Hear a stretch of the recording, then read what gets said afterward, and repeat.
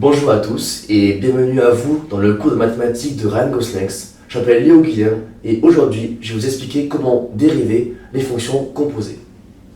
Donc pour dériver une fonction composée, je procède par étapes. Première étape, réécrire la fonction sur votre copie. Donc ici comme exemple j'ai pris une fonction ln, donc f de x est égal à ln de x plus la racine de 1 plus x au carré.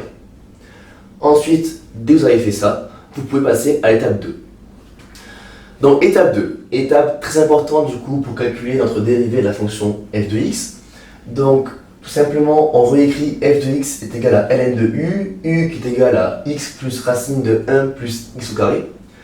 Donc il faut savoir que la dérivée d'une fonction ln est égale à u' sur u. Ça faut le savoir, c'est obligé. Et ensuite, on a besoin de savoir comment calculer la dérivée d'une fonction racine. Donc ici, on appelle g une lettre différente de u, pour ne pas se mélanger ensuite, 1 plus x au carré. Donc la dérivée d'une racine composée qu'on appelle g est égale à g' sur 2 racines de g. Quand on a fait ça, on peut passer à la troisième étape.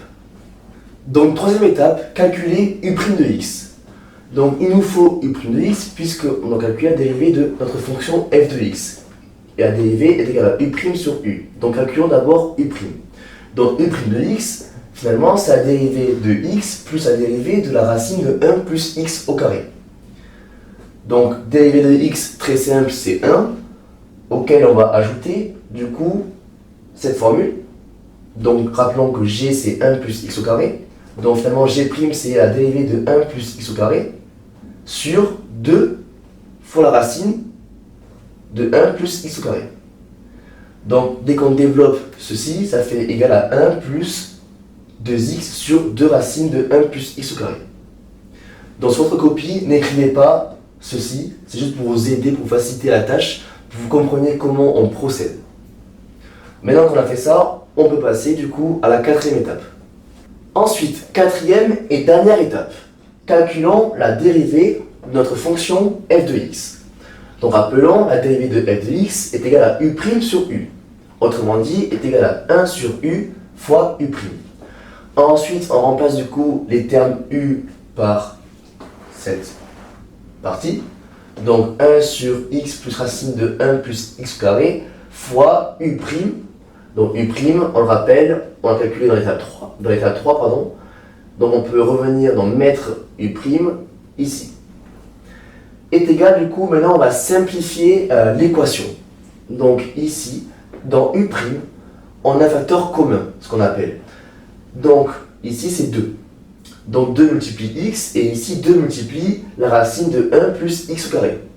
Donc quand c'est comme ça, on peut simplifier et enlever le 2. Prenons un deuxième exemple. 2x sur 6x est égal à 2x sur 2 fois 3x est égal à x sur 3x. Donc ici, facteur commun, on peut enlever le 2. Troisième étape, pardon, il faut qu'on réduise sous le même dénominateur. Donc ici, ce qui nous embête, pour calculer cette équation, c'est le 1. Dans le 1, on va venir le placer au numérateur. Pour cela, il faut multiplier par le dénominateur. Donc, ce qui fait 1 sur u, ça n'a pas changé, fois du coup le 1 qu'on a multiplié par le dénominateur, plus x sur la racine carrée de 1 plus x au carré. Maintenant, encore une fois, on peut simplifier parce qu'on a la même partie ici et ici. Donc c'est-à-dire que quand c'est comme ça, on peut venir supprimer le dénominateur de 1 sur x plus racine carrée de 1 plus x au carré, fois, du coup, on peut supprimer ici le numérateur de cette partie-là. Donc c'est-à-dire, ça, on supprime. Donc dès qu'on arrive à là, ceci est égal à 1 sur racine carrée de 1 plus x au carré. Donc je rappelle, petit récap. Première étape, réécrire la fonction de votre sujet sur votre copie. Deuxième étape, écrire les formules dont on a besoin pour calculer la dérivée ici de ln de x plus racine de 1 plus x au carré. Troisième étape, calculer les dérivées grâce aux formules que vous avez écrites à l'étape 2.